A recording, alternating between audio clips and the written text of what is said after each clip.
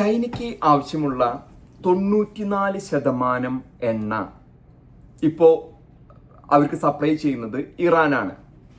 മുൻകാലങ്ങളിൽ വെനിസ്വേല എണ്ണ വിറ്റിയിരുന്നു. പക്ഷെ ഇപ്പം ചൈന എന്ന വലിയൊരു രാജ്യമാണ്. അവരാണ് ലോകത്തിൽ എനിക്ക് തോന്നുന്നു ഒന്നാമതോ രണ്ടാമതോ എണ്ണ ഉപഭോഗം ഇതിലുള്ള രാജ്യം. ആ എണ്ണ കച്ചവടം ട്രംപ് അമേരിക്കയിൽ നിന്നും കൊടുക്കാനായിട്ടുള്ള ഒരു ധാരണയാണ് കഴിഞ്ഞ ആഴ്ചയിൽ ബെയ്ജിങ്ങിൽ അദ്ദേഹം ചെന്നപ്പോൾ ഉണ്ടായിരിക്കുന്നത്. അത് ട്രംപിന് ഗുണം ചെയ്യും. ഒപ്പം തന്നെ ആ വില കുറവിന് ചൈനയിൽ എത്തിക്കുക എന്നുള്ളതാണ്. ഡിസ്കൗണ്ട് കൊടുക്കുക. ഇപ്പൊ റഷ്യ ഇന്ത്യക്ക് കൊടുത്ത ഡിസ്കൗണ്ട് പോലെ ഡിസ്കൗണ്ട് കൊടുത്ത് എണ്ണ വിൽക്കുക എന്നുള്ളതാണ് ഇത്. കാരണം എണ്ണ ഇല്ലെങ്കിൽ ചൈനീസ് എക്കോണമി ഇല്ലാതെയാവും. സമ്പദ് വ്യവസ്ഥ ഇടിഞ്ഞു പൊളിഞ്ഞു വീഴുന്ന ഒരു സാഹചര്യമാണ് ഉണ്ടാകാൻ പോകുന്നത്. അപ്പൊ ചൈനയെ സംബന്ധിച്ചിടത്തോളം അങ്ങോട്ടും ഇങ്ങോട്ടും ധാരണകളുള്ള ഒരു ഇതിലേക്കാണ്. കാരണം ചൈനയ്ക്ക് ഒരു ലെവറേജ് ഉണ്ട്. അവര് അമേരിക്കയ്ക്ക് തകർക്കാൻ പറ്റുന്നതിലും മേലേക്ക് അവർ വളർന്നു കഴിഞ്ഞു.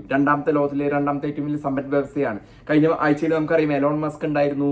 പിന്നെ എൻവിഡിയ എന്ന് പറഞ്ഞ വലിയൊരു കമ്പനി, ചിപ്പ് കമ്പനി. ആ കമ്പനിയൊക്കെ ആലിബാബ പോലെയുള്ള കമ്പനികളിലൊക്കെ ഇൻവെസ്റ്റ് ചെയ്യാൻ പോവാണ്. കാരണം ആ ഒരു ടെക്നോളജികൾ ചൈനയ്ക്ക് അത്യന്താപേക്ഷിതമാണ്. ഡാറ്റാ സെന്ററുകൾ പണിയാൻ പോകുന്നു, AI തുടങ്ങിയ സെന്ററുകളൊക്കെ. അപ്പൊ അങ്ങനെ വരുമ്പോൾ ഇറാൻ എന്ന രാജ്യത്തിന് ഒരു സമ്പദ് വ്യവസ്ഥ തകരുകയും അവർക്ക് യുദ്ധത്തിൽ പിടിച്ചു നിൽക്കാൻ പറ്റാത്ത രീതിയിലേക്ക് കാര്യങ്ങൾ പോകുകയും ചെയ്യും. പിന്നെ മറ്റൊരു വിഷയം, ഇവിടെ ട്രംപ് ഏതാനും മാസങ്ങൾക്കുള്ളിൽ ഇവിടുത്തെ ഒരു ഇലക്ഷനെ നേരിടാം. Mid term election, presidential election അല്ല, അടുത്ത പ്രസിഡൻഷ്യൽ ഇലക്ഷൻ 2028 പക്ഷെ ഇവിടെയുള്ള നമ്മൾ കോൺഗ്രസ് സെനറ്റ് എന്നൊക്കെ പറഞ്ഞാൽ ഇവിടെ ഒരു അപ്പർ ഹൗസ് ലോവർ ഹൗസിലേക്കുള്ള ഇലക്ഷൻസ് വരാണ്. അവിടെ ട്രംപ് തോറ്റു കഴിഞ്ഞാൽ പല നയങ്ങളിലും അവർക്ക് ബ്ലോക്ക് ഇടാൻ പറ്റും. പ്രത്യേകമായിട്ട് യുദ്ധത്തിന് പോകാനുള്ള പൈസ അല്ലെങ്കിൽ ഈ ഫണ്ടിങ് നിർത്തിക്കാനായിട്ട് പ്രതിപക്ഷം ഡെമോക്രാറ്റ്സുകൾക്ക് സാധിച്ചു കഴിഞ്ഞാൽ ട്രംപിന് വളരെയധികം പ്രശ്നങ്ങൾ ഉണ്ടാക്കും. ഈ കഴിഞ്ഞ ദിവസങ്ങളിൽ ഇപ്പോൾ ഏകദേശം ഒരു 45 ദിവസത്തോളമായിട്ട് വെടിനിർത്തൽ പ്രാബല്യത്തിലാണ്. ഹോൾഡിംഗ് ദ സീസ് ഫയർ, അതായത് സീസ് ഫയർ ഇപ്പൊ ഇറാനും അമേരിക്കയായിട്ടുള്ള ആ ഒരു ഇതിൽ പോയിക്കൊണ്ടിരിക്കുകയാണ്. ഇറാനെ സംബന്ധിച്ചിടത്തോളം അവിടെ ഭിന്നിപ്പ് സംഭവിച്ചിരിക്കുന്നു.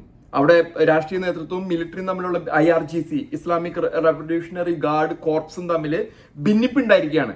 ഈ ഭിന്നിപ്പിന്റെ ഒരു ഇതെന്ന് പറഞ്ഞാൽ ഇങ്ങനെ ഒരു ഭിന്നിപ്പ് നിൽക്കുന്നത് കൊണ്ട് അവർക്ക് അമേരിക്കയുമായിട്ട് ധാരണയിൽ എത്തണമെന്നില്ല. ട്രംപ് ഇന്ന് അടിക്കുന്നു പറഞ്ഞത് അടിച്ചിട്ടില്ല. കാരണം അടിക്കാണ്ടിരിക്കുന്നതിന് കാരണം അദ്ദേഹത്തിന് യുദ്ധത്തിന് പോയി കഴിഞ്ഞാൽ നാശനഷ്ടങ്ങൾ ഒട്ടനവധിയായിരിക്കും.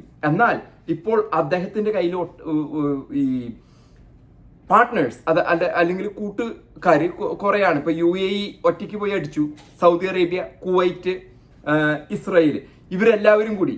യൂറോപ്പിൽ നിന്ന് രഹസ്യമായ പിന്തുണ മാത്രമേ അദ്ദേഹത്തിന് ലഭിക്കുകയുള്ളൂ. രഹസ്യമായ പിന്തുണ പുടിൻ പോലും കൊടുക്കുമായിരിക്കാം. ഇപ്പൊ ചൈനയും കൂടി കിട്ടിക്കഴിഞ്ഞാൽ കാരണം ഇനി ഇറാനെ അവസാനിപ്പിക്കാതെ അവിടുന്ന് വരാൻ സാധിക്കില്ല. അപ്പൊ ട്രംപിന്റെ ലക്ഷ്യം അവിടെ സംഭവിക്കാൻ പോകുന്നത്, ട്രംപ് ഇത് ചെയ്യാതിരിക്കുന്നതിനുള്ള കാരണം എന്ന് വെച്ചാൽ ട്രംപ് ചെയ്തു കഴിഞ്ഞാൽ ഇറാനിയൻ ജനത ട്രംപിനെ ശപിച്ച് അവിടെ ഒരു ചെറിയ അനുകൂല ഘടകം, കുർദുകള്, ന്യൂനപക്ഷങ്ങളൊക്കെ ട്രംപിനെ അനുകൂലിക്കുന്ന ഒരു വലിയ ഘടകം ഭരണ നേതൃത്വത്തിനെതിരെ നിലനിൽക്കുന്നുണ്ട്. പ്രത്യേകിച്ച് ഖമേനി ഉണ്ടായിരുന്ന കാലഘട്ടത്തിലും വിപരീതമായിട്ടുള്ള പെസഷ്കൻ പോലെയുള്ള പ്രസിഡന്റാണ് ഇപ്പൊ ഇറാനിൽ അധികാരത്തിലിരിക്കുന്നത്. അപ്പോൾ ട്രംപിന്റെ പദ്ധതി പ്രകാരം ഈ വെടിനിർത്തൽ ശരിയായില്ല എങ്കിൽ, ഇറാൻ സമ്പുഷ്ടീകരിച്ച ഇത് കൊടുത്തില്ല എങ്കിൽ, 460 കിലോഗ്രാം യുറേനിയം കൊടുത്തില്ല എങ്കിൽ അവിടുത്തെ ഇലക്ട്രിസിറ്റി ഇൻഫ്രാസ്ട്രക്ചർ, അതായത് നമ്മുടെ വീടുകളിൽ വൈദ്യുതി ഇല്ലാത്ത ഒരു സ്ഥിതി വന്നാലും നിങ്ങൾ ആലോചിച്ച് നോക്കൂ. നമ്മളത് കളഞ്ഞവനെ നമ്മൾ വകവരുത്താൻ പറ്റിയ വകവരുത്തും അല്ലെ? ആ സ്ഥിതിയിലേക്ക് ഇറാൻ എത്തിക്കും. ഒരു 25 വർഷത്തേക്കെങ്കിലും അവർക്ക് ആ ഇൻഫ്രാസ്ട്രക്ചർ പണിതുണ്ടാക്കാൻ പറ്റില്ല. കാരണം അവിടെ വൈദ്യുതി ഉൽപാദനം എന്നുള്ളത് നശിപ്പിച്ച് കളയും. അപ്പൊ അങ്ങനെ വരുമ്പോൾ ഒപ്പം തന്നെ എണ്ണ കച്ചവടം നിന്നു, സമ്പത്ത് നിന്നു. അവരുടെ കാർഗ് ഐലൻഡിൽ നിന്നും ഇപ്പൊ എണ്ണ പോകുന്നേ ഇല്ല, പണം നിന്നു. അവരുടെ കപ്പലുകൾ ഹോർമസ് വഴി കടന്നു പോകില്ല. അവര് ബ്ലോക്ക് വെച്ചതാണ്. പക്ഷെ ആ ബ്ലോക്കിനെ ഭേദിച്ച് സൗദി അറേബ്യയും UAEയും സ്വന്തമായ രീതിയിൽ സൗദി അറേബ്യ ദമാമിൽ നിന്നും ജിദ്ദ വരെ ഒരു 1300 കിലോമീറ്റർ എണ്ണ പൈപ്പ് ലൈൻ വഴി എണ്ണ വിൽക്കുന്നു. റോഡും ഓപ്പണായി. അപ്പൊ സൗദിയുടെ കാര്യം ഓക്കെ ആയി. UAE Abu Dhabi ADNOC, Abu Dhabi national oil company, അവിടെ നിന്നും ഹോർമുസ് കടലുടുക്കിൽ പോവാതെ നേരെ ഫുജൈറിലേക്ക് പൈപ്പിട്ട് എണ്ണ എത്തിച്ചിരിക്കുന്നു. അപ്പോൾ ഈ രണ്ട് രാജ്യങ്ങളും മറ്റു രാജ്യങ്ങളെ ഹെൽപ്പ് ചെയ്ത് കഴിയുമ്പോൾ പിന്നെ അവിടെ ഇറാന്റെ ആവശ്യം, ഹോർമുസ് കടലിടുക്കിന്റെ ആവശ്യം അവർക്ക് വരുന്നില്ല. അത് ഇറാന് വലിയ രീതിയിൽ ദോഷം ചെയ്യും. അതുകൊണ്ടാണ് അവർ ആ പൈപ്പ് ലൈനിനൊക്കെ ബോംബ് ചെയ്യാനായിട്ട് ശ്രമം നടത്തുന്നുണ്ട്. സൗദിയിലേക്കും ഇപ്പൊ നമ്മൾ സംസാരിക്കുമ്പോഴും വെടിനിർത്തൽ പ്രാബല്യത്തിലാണെങ്കിൽ പോലും ഇവർ ബോംബ് ചെയ്യുന്നുണ്ട്. വെടിനിർത്തൽ പ്രാബല്യത്തിലിരിക്കുമ്പോൾ ഇസ്രായേൽ ലെബനനിൽ ബോംബ് ചെയ്തിട്ട് മാർച്ച് 2 ശേഷം 3000 സിവിലിയൻസിനെ കൊന്നു. ഹെസ്ബുള്ളക്കെതിരെയുള്ള ആക്രമണമാണ്. കാരണം അവരുടെ വടക്കേ അതിർത്തിയിലേക്ക് ലെബനോൻ മിസൈലുകൾ വിടുന്നതുകൊണ്ടാണ്. അപ്പൊ ഇറാനെ സംബന്ധിച്ചിടത്തോളം ഈ സാമ്പത്തികമായിട്ടുള്ള എണ്ണയിൽ നിന്നുള്ള സ്രോതസ് നിൽക്കുന്നു. ഒപ്പം തന്നെ ഈ ഇലക്ട്രിക് ഇൻഫ്രാസ്ട്രക്ചറും അവിടെയുള്ള ഐലൻഡുകള്, ഈ എണ്ണ ഉൽപാദന കേന്ദ്രങ്ങളൊക്കെ നശിപ്പിച്ചു കഴിഞ്ഞാൽ ഇറാന് പിന്നെ ഒന്നും ചെയ്യാൻ പറ്റില്ല. അത് തന്നെയല്ല, അടുത്ത 25 വർഷത്തേക്ക് പിന്നെ അമേരിക്കയുടെയോ അതല്ലെങ്കിൽ യൂറോപ്പിന്റെയോ ചൈനയുടെയോ ആരെങ്കിലും സഹായം ഇല്ലാതെ ഇറാന് തല പൊക്കാൻ പറ്റാത്ത രീതിയിലുള്ള പ്രശ്നങ്ങളായിരിക്കും. അതുകൊണ്ട് സാധാരണ ജനങ്ങൾ ഇപ്പൊ തന്നെ അവരുടെ സമ്പദ് വ്യവസ്ഥ നശിച്ചു കഴിഞ്ഞു. ഇനി ഇതിന്റെ മേലെ അവരുടെ കരണ്ടും പോയി എണ്ണ വിൽപ്പന കാലകാലങ്ങളിലേക്ക് അങ്ങോട്ട് നിന്ന് കഴിഞ്ഞാൽ അത് ഇറാൻ ജനതയെ ഭയങ്കരമായിട്ട് അനുഭവിക്കേണ്ടി വരും. പക്ഷേ അത് അങ്ങനെ ട്രംപ് ചെയ്താൽ മാത്രമേ ട്രംപിന് ഒരു പക്ഷേ അവിടെ നിന്നും അധികം പേര് ഗ്ലാമർ പോവാണ്ട് പുറത്തിറങ്ങാൻ പറ്റുള്ളൂ. കാരണം ട്രംപ് ഇത് അവസാനിപ്പിക്കാണ്ട് വരാൻ പറ്റില്ല. ഇന്ന് ട്രംപിനേക്കാളും കൂടുതൽ അവിടെ അടിക്കാൻ ആഗ്രഹിച്ചു നിൽക്കുന്നത് ആണ്. UAEക്കെതിരെ 2800 മിസൈലുകളാണ് അവർ വിട്ടത്, മിസൈലുകളും ഡ്രോണുകളടക്കം. അത്ര നാശനഷ്ടം UAE അടിക്കണം എന്നും പറഞ്ഞു നിൽക്കുന്നത് UAE ആണ്. ഒപ്പം പിന്നീട് സൗദി രാജാവുണ്ട്. ഖത്തറിന് അങ്ങനെ ആഗ്രഹമില്ല. അപ്പോൾ ട്രംപിനെ സംബന്ധിച്ചിടത്തോളം അവിടുന്ന് തടി കേടാക്കാണ്ട് പോരണമെങ്കിൽ ഈ ഒരു സമാധാന പാകിസ്ഥാന്റെ മധ്യസ്ഥതയിൽ നടക്കുന്ന സമാധാന കരാറിൽ ഇറാൻ അതുകൊണ്ടാണ് 1 ദിവസം കൂടി നീട്ടുന്നു, 5 ദിവസം കൂടി നീട്ടുന്നു പറഞ്ഞ് ട്രംപ് നടക്കുന്നത്. അപ്പൊ ഇതിന്റെ വാസ്തവം എണ്ണ അമേരിക്ക ചൈനയ്ക്ക് കൊടുക്കണം, ആവശ്യാനുസരണം എണ്ണയുണ്ട് ഇവിടെ ഉൽപാദനം. അങ്ങനെ വന്നാൽ ഇറാൻ വലിയ പ്രശ്നത്തിലാവും. ഒപ്പം തന്നെ ഹോർമസ്, ഇപ്പൊ അമേരിക്കൻ മിലിറ്ററിയാണ് ഹോർമസ് കടലിടുക്കിനെ നിയന്ത്രിക്കുന്നത്. അതും ഇറാനെ സംബന്ധിച്ചിടത്തോളം വലിയൊരു ദ്രോഹം ചെയ്യുന്ന ഒരു പ്രവൃത്തിയായിട്ടാണ് നമുക്ക് മനസ്സിലാക്കാൻ സാധിക്കുക. ട്രംപിന് ഇലക്ഷൻ നേരിടണം, ചൈനയ്ക്ക് എണ്ണ കിട്ടണം, എണ്ണയോടൊപ്പം തന്നെ തായ്വാനിൽ ചില രഹസ്യ ഉറപ്പുകൾ നടക്കും. ഇപ്പൊ നമ്മൾ മനസ്സിലാക്കണം, ചൈന ഈ രഹസ്യമായിട്ട് അമേരിക്കക്കെതിരെ ഇപ്പൊ കോവിഡ് എന്ന സംഭവം നമ്മൾ സാധാരണക്കാർ വെറും മാധ്യമങ്ങൾ നോക്കിയിരിക്കുന്നവർക്ക് തോന്നും അത് അവിടെ വുഹാൻ എന്ന ഒരു സിറ്റിയിൽ വെറ്റ് മാർക്കറ്റിൽ ഒരു സ്ത്രീ ഈ എന്തോ പക്ഷിനെ കഴിച്ചു, ലോകം നമുക്കൊക്കെ വിശ്വസിക്കാനായിട്ട് വളരെ ബുദ്ധിമുട്ടുണ്ടല്ലേ. ഇത് ശക്തമായി അമേരിക്കയെ ഇല്ലാണ്ടാക്കി അതിൻ്റെ 1ാം മേലേക്ക് വളർന്നു വരാനായിട്ടുള്ള ചൈനയുടെ ശ്രമമായിരുന്നു കോവിഡ്. അത് നമ്മൾ വാർത്തകളിൽ കേൾക്കില്ല. കാരണം വാർത്തക്കാർക്ക് അടയാളങ്ങളും തെളിവുകളും എവിഡൻസ് ഒക്കെ ഉണ്ടെങ്കിൽ വാർത്തക്കാരും മാധ്യമങ്ങളും അത് റിപ്പോർട്ട് ചെയ്യുള്ളൂ. ഇനി മറ്റൊരു അമേരിക്കയുടെ യുവത്വത്തെ അടിച്ച് തകർത്ത് ഡ്രഗ് കൊടുത്ത് ഇല്ലാത്താക്കുക ചൈനയുടെ ഒരു നയമാണ്.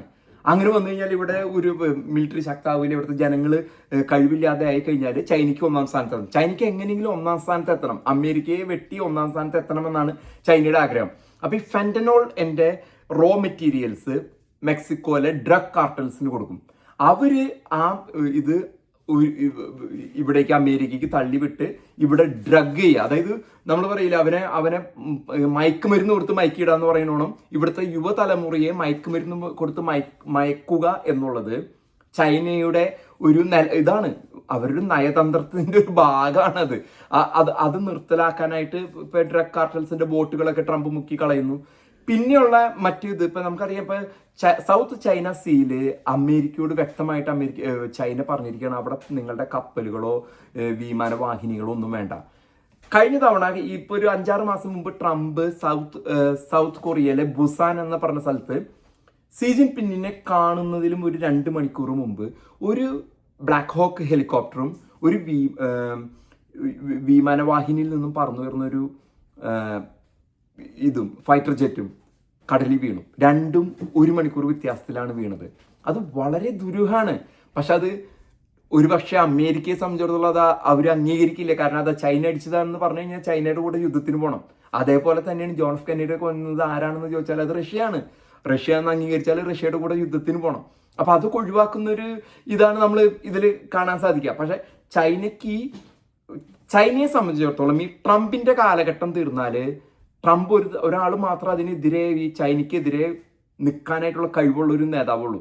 ഇനി ഒരു നേതൃത്വത്തിനും ഇവിടെ വന്നിട്ട് പ്രതീക്ഷയ്ക്ക് പോലും വകയില്ലാത്ത രീതിയിലാണ് അമേരിക്കയുടെ സ്ഥിതി. കാരണം ട്രംപിന് ചെയ്യാൻ പറ്റിയില്ലെങ്കിൽ ഇനി വരുന്ന ഒരു പ്രസിഡന്റിനും ചൈനയെ പൂട്ടിക്കെട്ടാൻ കണ്ടെയ്ൻ ചൈന ചെയ്യാൻ പറ്റില്ല. അപ്പൊ ട്രംപിന്റെ നയം എന്ന് പറയുന്നത് ഇന്ത്യ പോലെയുള്ള ഇത് ചൈനയ്ക്കെതിരായിട്ടുള്ള ആൾക്കാരെ പിടിച്ചിട്ട് അവരെ ഇല്ലാതാക്കുക, സാമ്പത്തികമായിട്ടും സൈനികമായിട്ടും ഇല്ലാതാക്കുകയാണ്.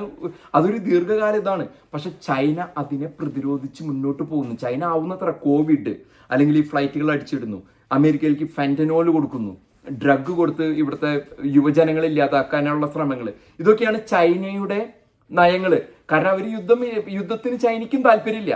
അതില്ലാതെ അമേരിക്കയ്ക്ക് മേലെ ഒരു സമ്പദ് വ്യവസ്ഥയും ഒരു ഒന്നാം സ്ഥാനവും നേടിയെടുക്കാൻ പറ്റുമോ എന്നുള്ളതാണ് ചൈന ശ്രമിച്ചുകൊണ്ടിരിക്കുന്ന ഒരു ഇന്നത്തെ നയം. അപ്പൊ ഈ യുദ്ധത്തില് ഒരു പക്ഷെ ഇപ്പൊ ഇറാന്റെ യുദ്ധം അവസാനിപ്പിക്കാൻ വേണ്ടി ഒരു പക്ഷെ ചൈന അമേരിക്കയിൽ നിന്ന് എണ്ണ വാങ്ങിയാൽ ഒരു പക്ഷേ ഈ പ്രശ്നങ്ങൾ തീരുമെന്നായിരിക്കണം നമ്മൾ വിശ്വസിക്കേണ്ടത്.